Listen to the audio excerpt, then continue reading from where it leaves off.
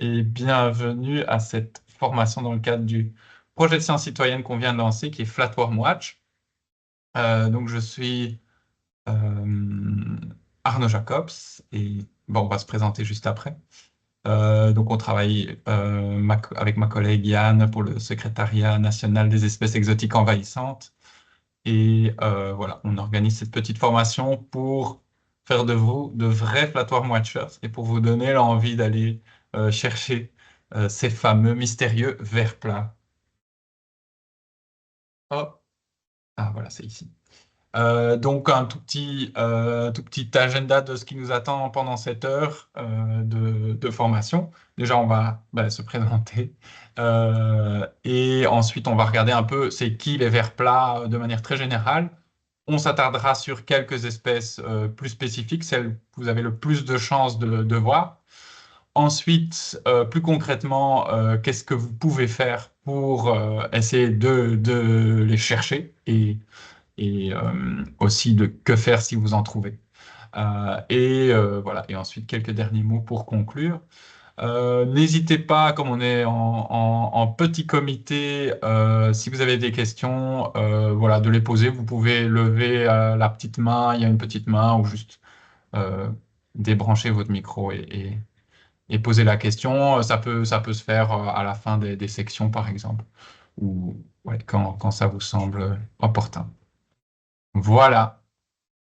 Donc, petit tour de table qui va être court. Donc aujourd'hui, comme c'est en français, c'est moi qui vais parler quasi tout le temps. J'espère que Yann, de temps en temps, viendra nous De temps en m'interrompre. temps, je serai là. Voilà. Donc, comme je disais, donc on travaille tous les deux pour le secrétariat des espèces exotiques envahissantes, qui est en fait une structure un peu spéciale qui est basée à l'Institut des sciences naturelles à Bruxelles, mais qui est financée par les trois régions et par le fédéral pour aider ensemble à coordonner la mise en œuvre d'un règlement sur les espèces invasives en Belgique. Donc, c'est un règlement européen. Et on aide en fait à coordonner ça et à faire le conseil scientifique pour Bruxelles Environnement, pour le service public de Wallonie sur tout ce qui a trait aux espèces invasives de la liste européenne. Donc, on a dit plein de différentes tâches, dont une qui est de participer à aider à coordonner le monitoring et donc essayer de voir où sont les espèces. Et voilà, c'est un peu pour ça qu'il y a ce projet. Il y a nos deux experts qui ne sont pas présents ce soir, mais nous, c'est juste aussi pour dire que Yann et moi, jusqu'à 2 ans, on ne connaissait pas du tout en verre plat. On a lancé ce projet et on a l'aide de nos deux experts, Yann Sauce et Tom Van den Heuker, qui viennent de l'INPO, et Tom qui est à la fois à l'Université d'Anvers, mais aussi chez nous à l'Institut, qui eux, ça fait depuis bien 2015 qui vont partout dans les jardins botaniques à la recherche de ces vers plats et donc ils sont les plus à même de les identifier quand c'est des espèces un peu plus nouvelles. Donc c'est ensemble, nous quatre, qui allons valider toutes les observations qui sont faites. Voilà pour le premier petit tour de table. On va passer à je dois- Voilà. Un petit peu de contexte dans lequel, pourquoi on lance ce projet en fait. Donc, comme je disais, on travaille sur les espèces exotiques envahissantes au secrétariat. Donc, en fait, les espèces exotiques envahissantes, elles sont résultat d'un processus qu'on appelle les invasions biologiques. C'est le fait que on ait des espèces qui viennent d'ailleurs, qui par l'action humaine arrivent chez nous, par exemple en Europe, et ici, de par un peu plusieurs de leurs caractéristiques et un caractère envahissant et puissent causer des impacts sur la biodiversité, surtout, mais aussi sur les infrastructures, pour la santé humaine, sur l'économie. Et il se trouve que l'année passée, il y a enfin eu un très grand rapport qui a été sorti par le l'IPBES, donc c'est l'équivalent du GIEC mais pour la biodiversité, qui a enfin pu faire une très grande synthèse de c'est quoi l'impact de ces invasions biologiques et qui a pu démontrer que c'est en fait parmi les 5 plus grands moteurs de perte de biodiversité, oui, dans le cadre de la crise de biodiversité qu'on est en train de vivre. Donc avec la fragmentation de l'habitat, la pollution, le changement climatique, etc. Donc c'est pour dire aussi que voilà, ces invasions biologiques, c'est quand même un enjeu majeur, un des enjeux majeurs pour la biodiversité. Et c'est pour ça en Europe, il y a un règlement qui a été adopté depuis maintenant 10 ans par l'UE pour essayer de prévenir un petit peu cette problématique. Et c'est un règlement qui fonctionne autour d'une liste d'espèces pour lesquelles il y a un ensemble d'interdictions. Hein. Les espèces qui sont listées ne peuvent plus être commercialisées, ne peuvent plus être transportées, élevées, etc. Et les États membres, donc la Belgique, doit mettre en place des actions de prévention, donc pour éviter que les espèces arrivent ou soient trop dispersées, des actions pour détecter suffisamment tôt les espèces. Donc le projet ici de Sciences Citoyens vient un peu répondre à ça pour les vers plats, et de gérer les espèces si elles sont là.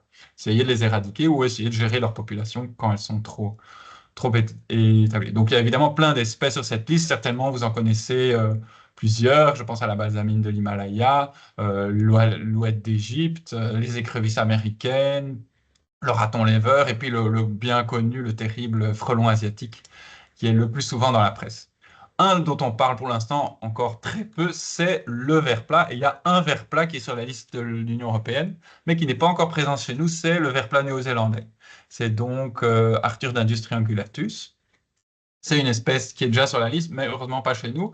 Par contre, il y a trois autres espèces qui vont très probablement être ajoutées sur les listes bientôt, parce que la liste, je ne l'ai pas dit, mais elle est mise à jour en fait régulièrement. Donc, on a trois espèces de vers plats qui risquent d'être ajoutées, si les États membres sont d'accord, sur la liste l'année prochaine. Et parmi celles-là, on en a déjà deux qui sont chez nous en fait. C'est Bipalium kewense et Obama nungara. Mais on va en parler plus en détail par après. Et donc, face à ça, on a eu l'idée et l'envie de lancer un projet de sciences participatives spécifique pour les vers plats, sachant qu'on a déjà une espèce et trois qui vont arriver. Évidemment, les vers plats, il y a beaucoup plus d'autres espèces.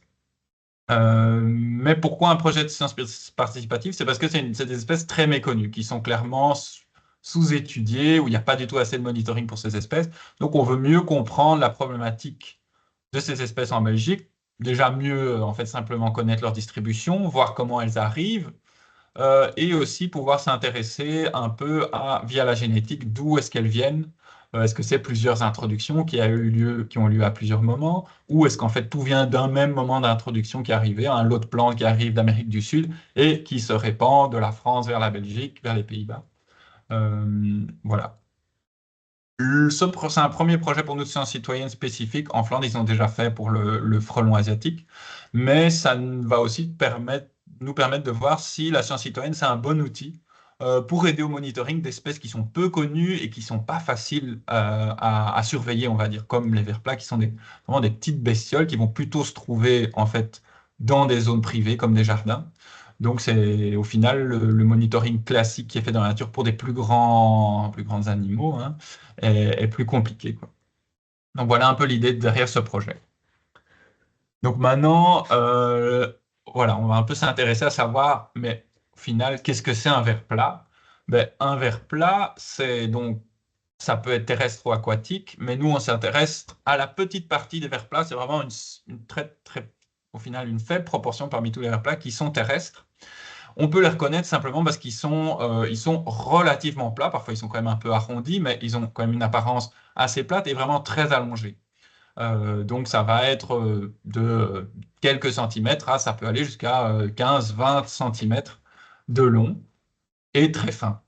Ils sont lisses, ils sont brillants et on va pouvoir les différencier d'autres invertébrés terrestres comme la limace, le ver de terre ou même les sangsues, par le fait qu'ils n'ont déjà pas de pattes, hein, du tout, ils n'ont pas de segments ou d'anneaux comme les vers de terre, on va voir.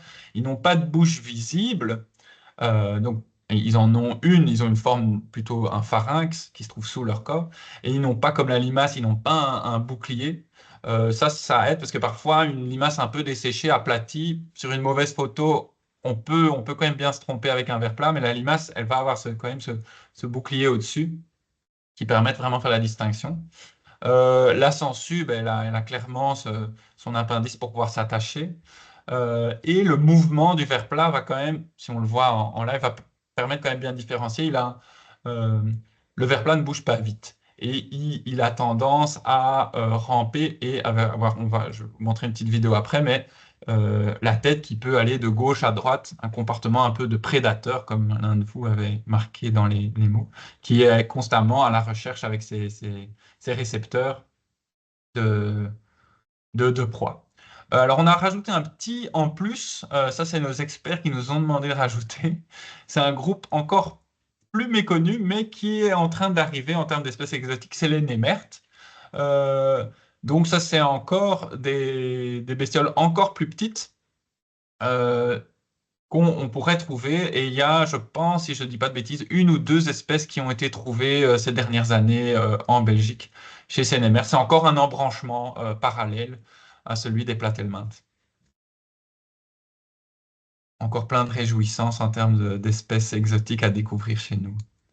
Alors, on va maintenant, avec quelques photos, montrer quelques grandes caractéristiques de ces vers plats qu'on peut encore voir. Ben déjà, souvent, pour la plupart des espèces, il n'y a pas vraiment d'yeux visibles, mais si on regarde de très près, ici c'est sur le ver Obana Nungara, qui est un des plus fréquents en Belgique, on a en fait des rangées de dizaines, voire même de centaines d'yeux sur l'extrémité du corps. Chez certaines espèces, on va voir quand même plus clairement des yeux vers l'avant.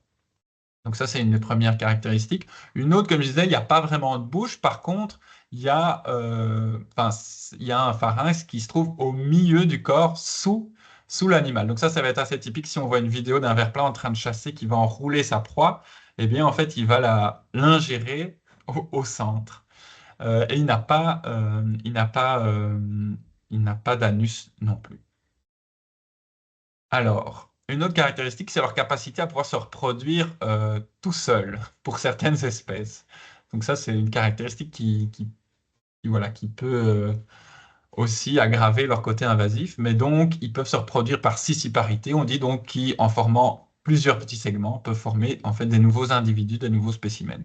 Sinon, peuvent aussi se reproduire de manière sexuée. Et ça, c'est en formant des cocons de ponte dans lesquels il peut avoir plusieurs œufs. Et donc, c'est des petites boules de quelques millimètres, souvent foncées, brun, noir, qu'on va pouvoir trouver. Donc ça, c'est évidemment beaucoup plus difficile à trouver. Peut-être juste pour ajouter, Oui, à cause du sissiparité, donc si jamais vous trouvez un ver plat comme Arthuridandius triangulatus et tu veux l'euthanasier, ne coupe pas en deux. Voilà. oui. C'est une technique de lutte à éviter, c'est de ne pas les couper, quoi. Ouais. Ça pourrait juste faire pire que mieux. Euh, Merci. Et alors, oui, un autre élément, ben, c'est qu'ils produisent évidemment beaucoup de mucus et certains de ces substances, mucus ou autres, ont des effets toxiques en fait qui permettent justement de s'attaquer à leur proie et des poisons, ce qui fait qu'ils sont en fait ils sont vraiment pas très appétissants pour beaucoup de prédateurs, donc ils ont très peu d'ennemis naturels en fait. Du coup, c'est pour ça qu'il vaut mieux aussi éviter de les toucher avec ses doigts en tout cas ou à main nue. Voilà. Et alors, un autre petit, voilà, que je parlais du déplacement. Ici, on a mis une petite vidéo du déplacement du ver où on voit un Cénoplana qui est aussi présent chez nous, mais uniquement dans les serres jusqu'ici train de lentement se déplacer avec on voit le bout de sa tête. Ici, on voit en gros plan, euh, qui est un peu de couleur orange-rouge et qui va aller un peu de gauche à droite. Et ça, c'est assez typique. Mais on voit, c'est un déplacement qui est, on a le temps de le suivre, quoi. On a le temps de le suivre. Voilà pour un premier petit aperçu de ces vers. Et enfin, pour terminer un peu l'aperçu des grandes caractéristiques, ben, qu'est-ce qu'ils mangent? On a dit qu'ils sont prédateurs, on a déjà parlé de vers de terre, c'est un peu ce qui est le plus connu, hein. Certaines espèces sont vraiment grandes amatrices de vers de terre, mais ça va aussi manger toutes autres sortes d'invertébrés de la faune du sol. Donc les limaces en particulier, les escargots, mais aussi les cloportes. On a certaines espèces qui sont plus spécialisées sur les cloportes. Euh, et puis voilà, autres invertébrés du sol, larves d'insectes, etc. Et comme je disais juste avant, ben, la reproduction, elle peut autant être sexuée en produisant des cocons de ponte. Ici, on en a un exemple un peu plus de couleur orangée, ou de manière asexuée, en se séparant en petits segments. Alors, comment ces vers se retrouvent chez nous? Euh, donc, jusqu'ici, j'ai surtout parlé d'espèces exotiques. On reviendra plus tard, mais en fait, on a quand même trois espèces indigènes pour l'instant connues, donc c'est pour ça qu'on a écrit au moins. On a au moins 3 espèces indigènes en Belgique, donc il est possible aussi que vous tombiez sur les espèces indigènes. Euh, Après, il n'est pas du tout improbable qu'on passe à côté de certaines, vu que ça reste encore des groupes très peu étudiés. Et on a par ailleurs au moins 8 espèces exotiques qui sont originaires de différentes zones du monde. En zone tropicale, la diversité de vers plats est beaucoup plus grande, mais on a en fait, pour les espèces qui sont présentes chez nous, des espèces autant qui vont venir d'Océanie, donc Nouvelle-Zélande, Australie, autant que d'Amérique du Sud et d'Asie, Asie du Sud, Sud-Est. Et surtout, le plus probable, c'est que ces espèces sont arrivées via le commerce de plantes en pot. Donc c'est vraiment le commerce de plantes ornementales qui ont amené des nouvelles espèces de vers plats, donc à la fois dans le terreau ou sous les pots, voilà, ou via des cocons de ponte. C'est très probablement comme ça qu'elles sont arrivées. Il y a d'autres voies potentielles de dispersion en s'attachant à des ballots de foin ou à du sol en général, du transport de compost, etc. Mais voilà, sur des longues distances, le plus probable, c'est les plantes en pot, comme on le voit sur une des illustrations ici. Et oui, on a aussi mis que, enfin, j'ai mis aussi qu'en fait, ben, voilà, on sait aussi beaucoup dans les jardins botaniques qu'on en trouve une plus grande diversité d'espèces. Enfin, qu'on a pu en trouver beaucoup en Belgique. Donc, c'est aussi lié à, voilà, la présence de plantes exotiques qui ont été amenées. Et c'est pour ça que les jardins botaniques sont des bons endroits pour aller chercher et trouver des espèces. Alors maintenant, la grande question, est-ce que ces espèces venues d'ailleurs sont-elles invasives et sont-elles les futurs grands envahisseurs? On voit de plus en plus quand même des articles et c'est marrant que dès qu'en France, il y a un spécialiste de la question qui est plutôt a beaucoup médiatisé son activité scientifique. Et du coup, grâce à ça, il y a pas mal voilà, de médias qui ont fait des articles et ça se retrouve même dans des questions parlementaires chez nous. L'année passée, il y a plusieurs fois au Parlement wallon, pas mal de parlementaires qui s'inquiétaient de savoir est-ce que c'est dangereux, qu'est-ce qu'on est en train de faire. Donc, heureusement, ben, on peut dire qu'on commence à faire des choses au minimum pour le monitoring. La gestion, c'est évidemment beaucoup plus compliqué, mais c'est aussi, on en sait très peu sur ces espèces. Donc, on est très clairement certaines espèces qui sont listées à l'Europe, leur impact est démontré, mais pour d'autres, c'est encore un peu tôt de savoir si elles sont réellement invasives. Par contre, ce qui est clair, on sait qu'elles peuvent être prédatrices. Maintenant, on ne sait pas encore très bien à quel point elles vont se plaire dans notre climat en Belgique et qu'elles vont vraiment pulluler, quoi. Donc ça reste l'incertitude des invasions biologiques en général si on veut prévenir à temps. Mais le principe de précaution veut qu'il est sans doute le plus efficace d'essayer d'être le plus prudent et d'essayer de couper toute introduction, même si certaines espèces, au final, ne se plairont pas trop chez nous, quoi. Euh, Pourquoi est-ce qu'elles vous s'avèrent problématiques? C'est que c'est des espèces qui peuvent être, qui sont prédatrices et donc qui peuvent être une vraie menace pour notre faune indigène de nos sols. Comme je disais, elles s'attaquent aux vers de terre, mais aussi aux autres invertébrés du sol. Euh, Elles n'ont pas beaucoup d'ennemis naturels et en plus elles produisent des mucus toxiques. Alors, une des rares espèces pour lesquelles on a des résultats vraiment démontrés, concluants sur le terrain, c'est le ver plat de Nouvelle-Zélande, qui n'est pas présent chez nous, mais bien au Royaume-Uni. Et là, ils ont pu démontrer des baisses de population de biomasse de vers de terre de bien de 20 à 30%. Donc, c'est quand même vraiment important. Et donc, ça veut dire tout l'impact que ça a sur la qualité du sol, la fertilité, la perméabilité, etc. Donc, ça invite plutôt à la prudence et à mettre en place des mesures de prévention. Maintenant, je vais vous proposer un petit passage en revue des espèces les plus communes. Quand je dis communes, ça reste des espèces rares, hein. Si vous en trouvez, vous avez déjà de la chance. Il faudra les chercher.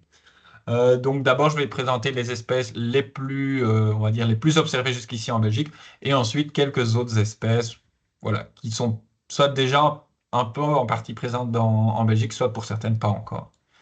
On espère que vous ne trouverez pas de nouvelles espèces, mais voilà, si c'est le cas, ce sera quand même un résultat intéressant du projet.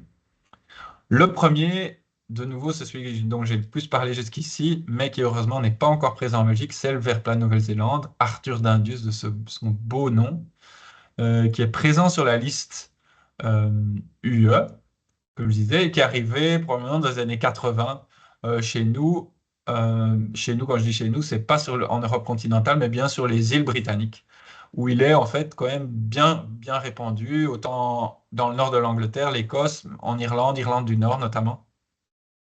Comme je disais, pour le reconnaître, c'est un verre plat plutôt grand, vraiment de grande taille, qui va faire vraiment bien une dizaine de centimètres de long, et il est quand même assez large et plat, bien un centimètre de long, on va dire, un centimètre de large, pardon, alors que d'autres espèces vont être vraiment beaucoup plus étroites. Et il y a ces marges plus claires sur le sol. On va aussi le trouver en général très en boule, enroulé. Enfin, on ne va pas le trouver, mais voilà, c'est comme ça qu'on pourrait le trouver. Espérons qu'on ne va pas le trouver. C'est un peu étonnant qu'il est là, on va dire en Europe, enfin, chez nos amis britanniques depuis bien 40 ans, mais qu'il n'est bizarrement pas encore arrivé en Europe continentale, alors que tout indiquerait qu'il pourrait s'y plaire.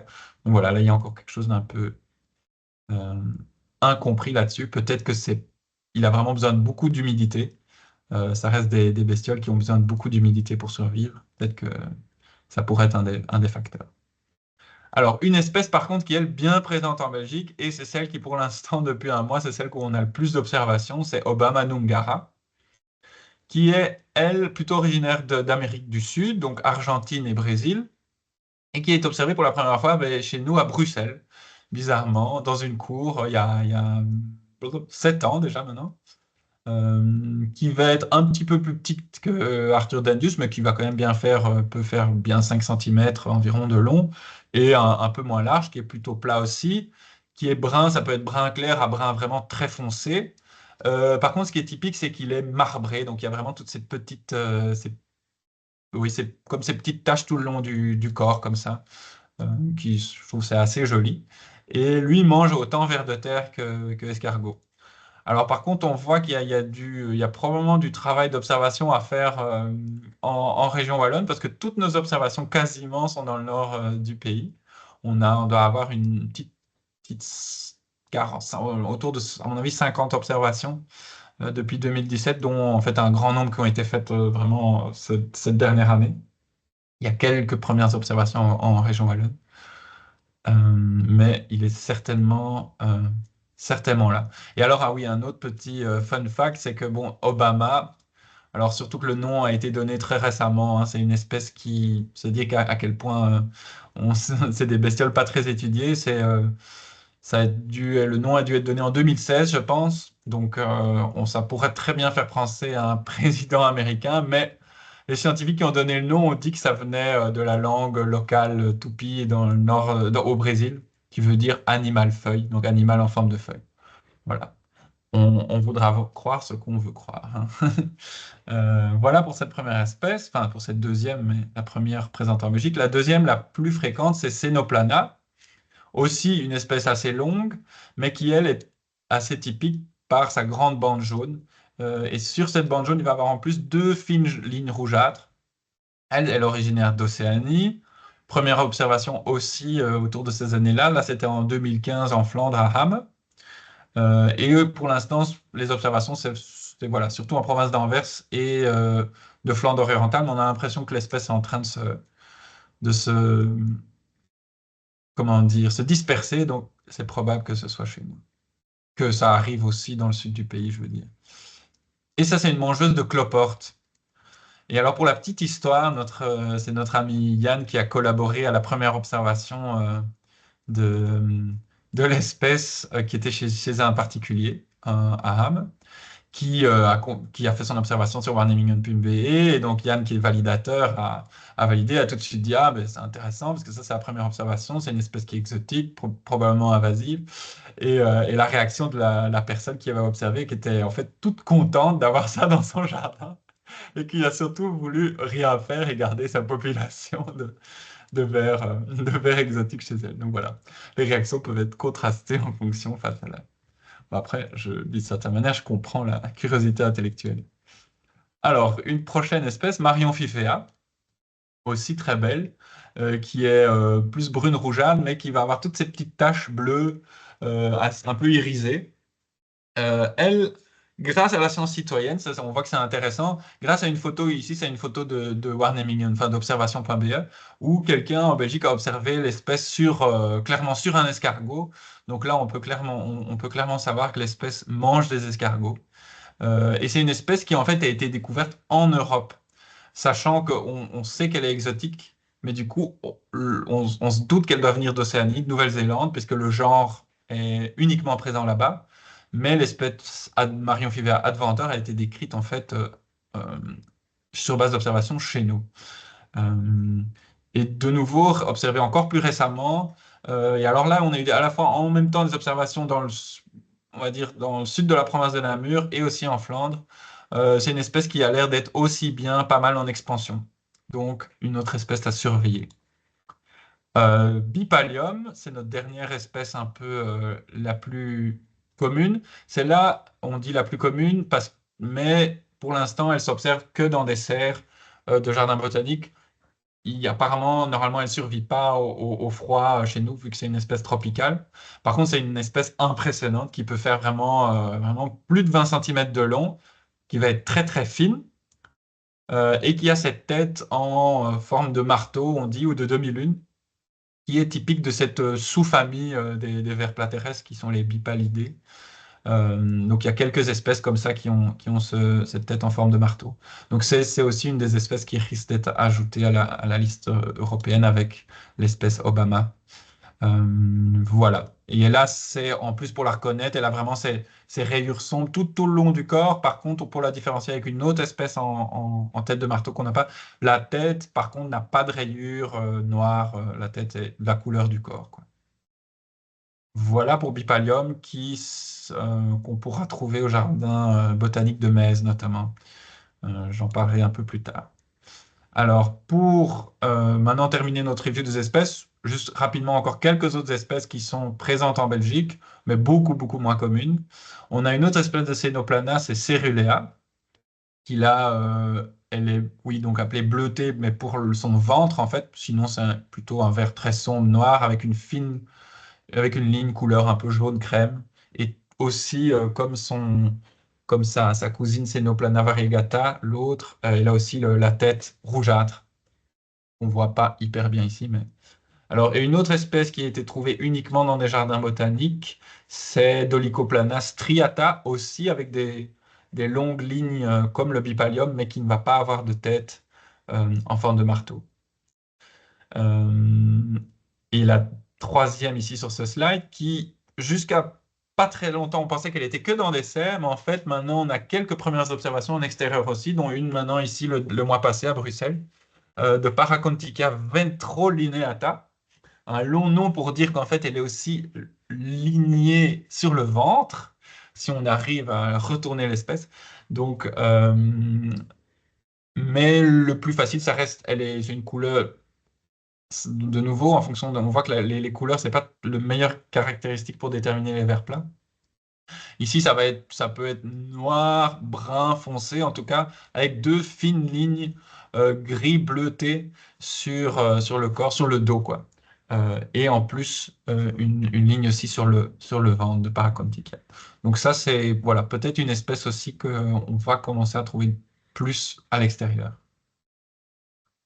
Et pour terminer, encore deux, trois jeux vidéo pour vous montrer ces magnifiques bestioles en mouvement. À gauche, on a le Cynoplana cerulea, dont je vous parlais avec le ventre bleuté et cette ligne ici qui est plus jaune.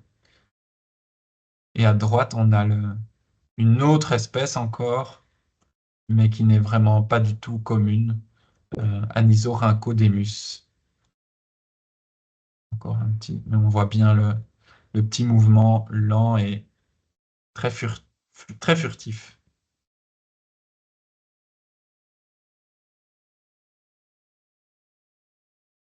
Et pour terminer notre passage en revue des espèces exotiques, maintenant, c'est une autre espèce, comment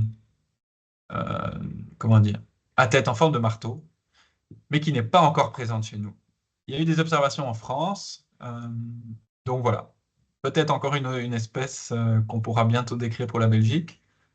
Et là, on remarque la différence avec Bipalium, c'est que la ligne vient clairement sur la tête.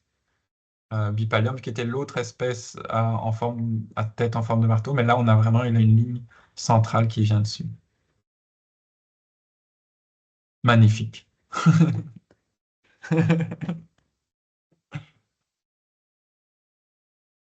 Je pourrais m'endormir tous les soirs en voyant ça.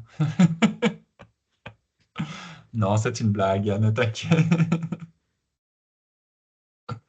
Alors, maintenant, brève présentation de nos trois espèces indigènes. Celles-là, on va dire, on les veut bien chez nous. Euh, c'est en fait plutôt des espèces forestières, en fait, les espèces de vers plats dans leur milieu naturel, hein. On va pouvoir les trouver ailleurs, mais milieu naturel, c'est vraiment milieu forestier et plutôt vraiment dans les endroits humides de ces zones forestières, puisque on a déjà bien compris que les vers plats, ils ont besoin d'un environnement humide pour vivre et pour survivre. Une des plus communes, c'est Rhynchodemus sylvaticus. C'est notre première ici. Ici, sur cette photo-ci, on ne voit pas très très bien, mais en fait, au bout de sa tête fine, elle a clairement deux petites boules des yeux qui permettent bien d'identifier. Et l'autre caractéristique, c'est il a une tache noire sombre au centre de ce corps qui est plutôt vraiment un peu translucide, clair, couleur crème. Ici, nos espèces indigènes, comparées aux espèces exotiques, elles sont vraiment beaucoup plus petites. Ça va être des vers d'1, 2 centimètres. Donc voilà, il faut avoir des bons yeux ou une bonne loupe pour pour les repérer et surtout aussi pour en prendre des bonnes photos. Les microplanas, c'est nos deux dernières espèces indigènes. On en a une qui est microplana terrestris, qui est plus commune, qui est plus, oui, gris-noir, mais c'est de couleurs assez variables. Et le microplana charfi, qui est vraiment l'espèce indigène, mais pour l'instant vraiment la plus rare. Il y a très peu d'observations de celle-là, qui est plutôt blanc, rose, crème. Oui, je pense pour le microplanet terrestris, le photo ici, il est vraiment foncé, hein, et normalement, je pense qu'il est moins foncé. Ah oui. Oui, après, oui, des photos qu'il y a sur observation bois-BE, c'est variable. Ça peut aller de gris, brun à gris noir. Donc, c'est vrai qu'il y a une assez grosse variabilité. Voilà un petit peu donc les différentes espèces qu'on a passées en revue, quasi toutes. Il y en a peut-être une ou deux que je n'ai pas présentées, mais qui sont pas présentes en Belgique. Ça se retrouve tout ça dans notre guide qui est disponible sur notre site et aussi voilà, sur notre site pour encoder les observations. Voilà jusqu'ici pour les espèces. Est-ce qu'il y a des questions jusqu'ici par rapport aux espèces et aux vers plats ou autres? N'hésitez pas si vous en avez. Si pas, bien, on va terminer par cette petite partie en pratique. Alors, c'est bien, qu'est-ce qu'on attend de nos chers Flatworm Watchers? Ben, Partons à la déjà, c'est chasse. de partir à la chasse, en effet, d'aller les chercher. Ça va pas se faire en une fois. Euh, disons que je pense qu'il faut essayer à différents moments. Donc, grosso modo, ici, voilà, les étapes, c'est évidemment très, très simple. C'est le mot protocole est un grand mot pour dire ça. Donc, c'est d'aller chercher. Si on en trouve, ben, de prendre plusieurs photos. Ensuite, ben, d'essayer de les identifier quand même, c'est le plaisir aussi. Et ensuite, d'encoder ces observations. Si on n'arrive pas à les identifier, c'est pas du tout un souci non plus. Moi non plus, et on demande à nos deux experts. Euh, qu'est-ce que nous, on va essayer de faire? Ben, déjà, de valider les observations ou de changer si c'est pas correct. De donner des feedbacks, voilà, demander plus de photos si c'est bon, demander plus de détails s'il n'y avait pas assez de détails sur où est-ce que l'espèce a été trouvée. Si potentiellement c'est des nouvelles espèces pour la Belgique ou des espèces qu'on connaît encore très peu, potentiellement on va soit vous demander de prendre des échantillons, soit venir les prendre nous. Donc voilà, ça j'expliquerai un peu plus tard. Et finalement, un peu synthétiser les résultats, vous les communiquer via la newsletter et en fin de projet. De temps en temps, voilà, l'objectif est de aussi montrer ce que les observations de tout le monde permettent de mettre en lumière. Donc maintenant, un peu plus en détail, comment faire chacune de ces étapes. Pour avoir le plus de chances de trouver un verre plat, il faut chercher, je dirais, à plusieurs moments et chercher là où c'est humide et quand c'est humide. Donc les vers vont être actifs à ces moments-là. Euh, et vont être plus visibles. Et il faut aller chercher là où ils peuvent se cacher aussi. Donc, ça veut dire vraiment là en dessous des choses. Donc, typiquement, là où on va trouver les limaces et les autres petites larves, tous les autres invertébrés. Donc, sous les pots, sous les pierres, sous les gros sacs de terreau qu'on aurait, sous une planche, etc. Si on a une serre, c'est un très bon endroit aussi. C'est chaud, c'est humide, les vers adorent. Si on a un terrarium, idem. On a en fait notamment une des espèces qui est indigène, en fait, qui se trouve pas mal dans les terrariums. Et s'il y a eu une pluie ou s'il vient d'avoir un arrosage, c'est aussi un bon moment pour peut-être les voir. Un des endroits, comme je disais un peu au début à Lison, des endroits où on en observe aussi beaucoup, c'est en fait proche soit dans les jardins botaniques en fait, mais aussi proche des pépinières, etc. Là où il y a en fait beaucoup de flux de plantes qui voyagent, etc. En fait, c'est des endroits aussi où on va pouvoir en voir. Ensuite, si vous en voyez, prenez des photos. Ça, c'est le bon réflexe. Et prenez-en plusieurs parce qu'il y en a qui vont être mauvaises ou il y en a qui vont... Et peut-être que les plusieurs photos vont vous permettre de bien se compléter pour avoir différentes caractéristiques. Voilà, là, par exemple, on a plein de photos de... Pour certaines, c'est Obama Nungara. Une, je pense très fortement que c'est une limace, mais j'ai dû m'y reprendre à plusieurs fois pour y arriver. Et en fait, voilà, c'est pas si facile. Donc, voilà, c'est normal de ne pas y arriver. Surtout avec un smartphone, parfois ça ne fonctionne pas bien. Il faut essayer que ce soit net, que ce soit bien éclairé, mais en fait pas avec trop de réflexion. Donc ça, c'est un peu contradictoire. Et si possible, d'avoir quelque chose qui permet de connaître la taille, donc quelque chose qui rappelle l'échelle, quoi, une pièce de monnaie ou quelque chose, quoi que ce soit, qui nous donne un peu une indication de la taille de la bestiole. Voilà pour les photos. Ensuite, grâce aux photos et grâce à vos observations, vous pouvez essayer de les identifier. Donc, on a essayé de développer du matériel le plus didactique possible, qui est donc qu'on peut télécharger sur le site, à la fois un guide qui détaille espèce par espèce, mais en plus une clé aussi, qui vise étape par étape à pouvoir essayer d'identifier l'espèce. On termine aussi une sorte de clé, mais un peu interactive, où on peut cliquer pour sélectionner des caractéristiques, mais ça, c'est en train de terminer par des collègues hollandais et qui sera disponible aussi en français. Voilà pour l'identification. Comme je disais, c'est aussi possible qu'on n'arrive pas à quelque chose. Et donc, pour l'encodage, on peut aussi décider d'encoder sous la caractéristique vert plein indéterminé. Je pense sur observation.be, ça va s'appeler géoplanidé indéterminé. Donc, on préfère que vous utilisiez le portail Flatworm Watch qu'on a développé, qui en fait va aller vers des pages d'observation.be, mais spécifiques pour le projet où il y a un peu plus de questions spécifiques. Maintenant, on comprend tout à fait si vous êtes plus habitué à utiliser OpsIdentify ou OpsMap ou observation.be, tout simplement, c'est tout à fait OK aussi. Toutes les données vont s'y retrouver et on sera toutes les récupérer. Mais peut-être Donc, oui, si vous utilisez votre propre compte, peut-être c'est pas mal pour remplir le free text. Je sais oui. pas comment dire Oui, parce que arranger quand vous ça. mettez une observation, il y a moyen de rajouter il y a plein de champs à remplir dans les pages normales, on va dire, d'observation.be. Et donc, ça peut être sympa dans le texte libre de rajouter des infos un peu sur l'apparence de la bestiole, mais aussi de là où vous l'avez trouvé. Donc, si c'était plutôt sous un pot, ou est-ce que par hasard, il y a des nouvelles plantes qui ont été achetées récemment. Donc, ça permet quand même globalement avoir un peu plus d'informations sur comment les bêtes se dispersent chez nous et comment est-ce qu'elles arrivent. Voilà pour l'encodage. Donc ça, c'est voilà, c'est juste une capture d'écran du formulaire sur observation.be, mais qui est spécifique pour le projet. Donc il y a deux, trois questions pour décrire le verre plat et décrire le lieu de découverte. Et puis bah, il suffit de pointer où on l'a trouvé sur la carte et de mettre des photos, bien sûr. Voilà. Et en bonus, je disais potentiellement une prise d'échantillon. Donc pour l'instant, bon, on n'a pas encore dû le faire. Je dirais que ça va arriver que si c'est des nouvelles espèces, mais voilà, peut-être si c'est des espèces qui sont pas encore très fréquentes et que certains de nos partenaires scientifiques veulent en savoir plus.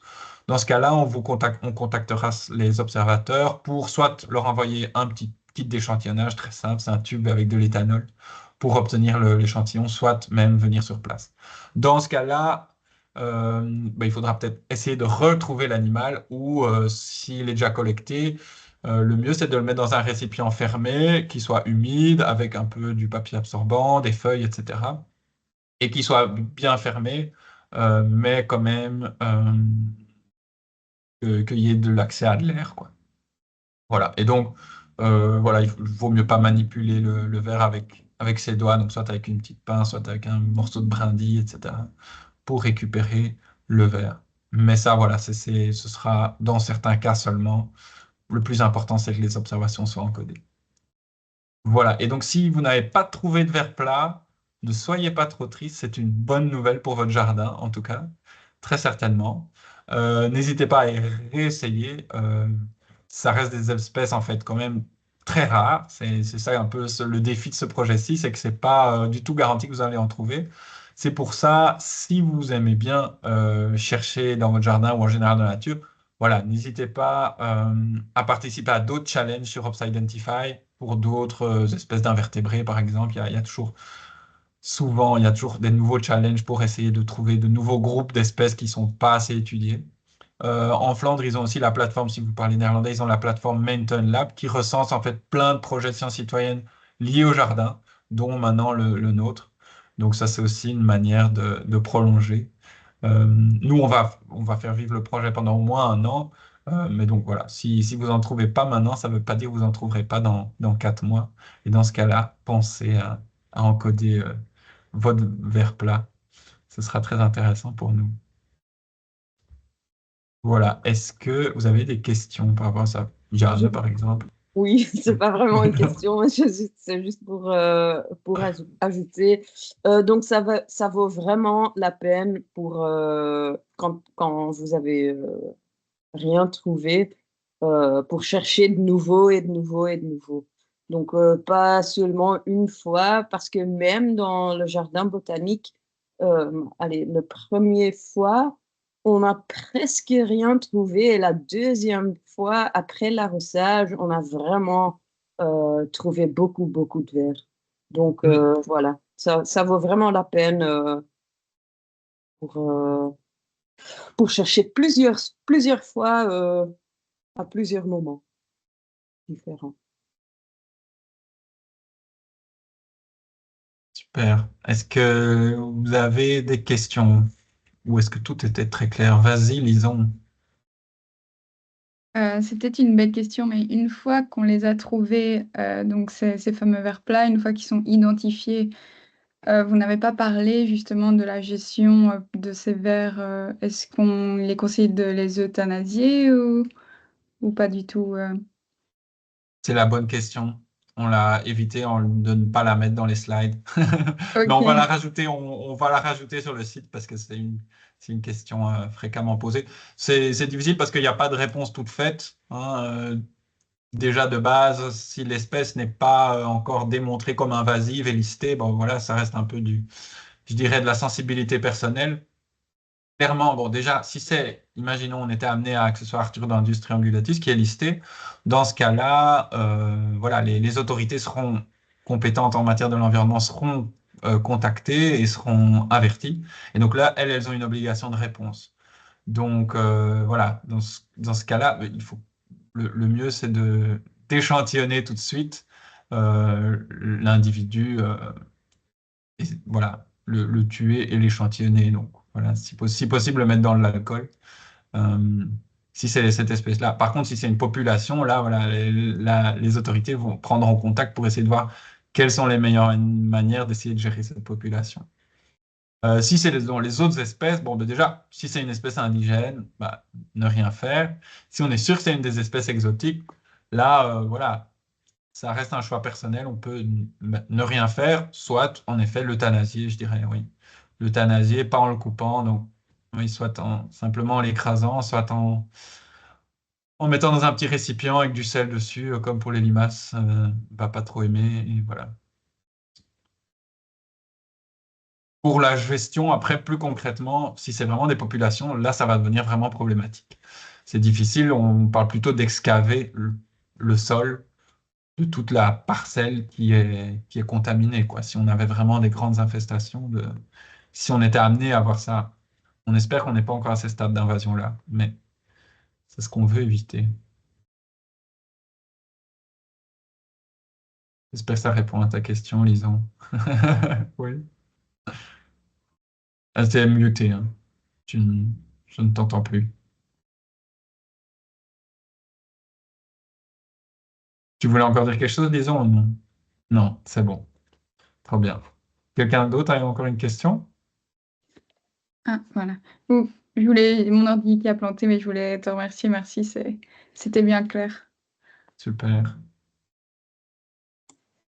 Moi, j'avais peut-être juste une question par rapport à l'encodage. Sur observation.be, il n'y a pas de projet dédié au suivi des vers plats, comme il y a des projets suivi ponte de Grenouille Rousse ou autre. Je ne sais pas s'il y a ça. On l'a pas mis comme projet. On l'a pas mis Ok. comme projet parce que je pense que ça, c'est avec c'est ouais, je pense que c'est une limitation géographique, etc. Ok. Si je ne me trompe pas. Donc, on a fait des pages événements. Donc, il n'y a que les gestionnaires qui vont avoir l'overview des résultats. Mais par contre, en utilisant ces pages événements, c'est la meilleure manière pour nous de pouvoir faire le suivi. Maintenant, en les encodant simplement sous la bonne espèce, on va dire, Mhm. de vers plat, on aura accès à tout ça. Il y a pas Ok. on n'a pas fait de projet. Ok, Oui, ça va. mais si tu veux, vous voulez vraiment voir l'overview des espèces et tout ça, et juste enregistrer en cliquant sur le bon espèce, ça se trouve sur notre site web. Oui. Donc c'est un peu... Ok, merci. Il n'y a pas d'autres questions, je vais juste faire la petite clôture du coup. Nos derniers mots. Donc, ce qu'on propose d'organiser, c'est dans le cadre du projet une activité plus de terrain pour celles et ceux que ça intéresse. Ce sera à l'automne, on n'a pas encore fixé la date, mais probablement ce sera en octobre. Ce sera ben, voilà, une petite sortie de terrain, mais à Metz, là où il y a le plus de chances de tomber sur ces vers plats. Donc, on partira ensemble à la chasse aux vers plats si ça vous intéresse. Donc, les informations suivront dans la newsletter.